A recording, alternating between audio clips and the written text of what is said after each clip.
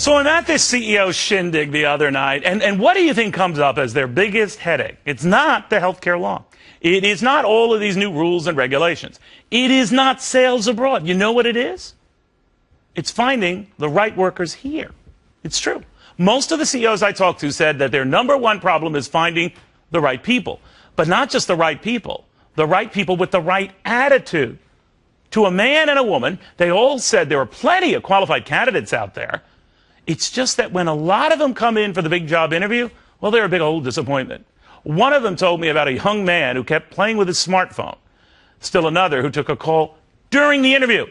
Still another who immediately asked about benefits before asking a single question about the job itself. Now, you would think that in this economy, you wouldn't see that kind of behavior, but a lot of these CEOs say you're wrong. And trust me, I've seen it too. So allow me, for whatever it is worth, to pass along some tips from the folks who write the checks and the financial anchor who has done his share of interviewing himself on things you should be checking off to get a job. And yes, keep the job you have. 1, check the attitude at the door. If you want the job, act like you want the job. 2, if you have the job, act like you want to keep the job. 3, care about what you're doing and care about the people you are doing it with. 4, blink quickly, think quickly, be engaged constantly.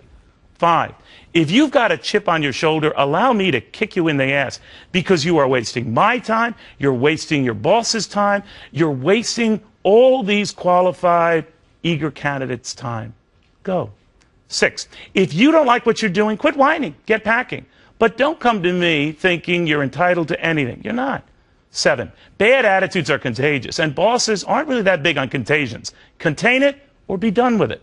8, good attitudes, also contagious. People seek you out. Don't believe me? Well, tell me the last time you were at a party and you sought the whiner out. 9, act like this is your last day on earth. Is the way you're acting the last impression you really want to make? Think about it. 10, and this is so big, at least with me, and with a lot of CEOs. Be on time, be on time, be on time. And one more thing, be on time!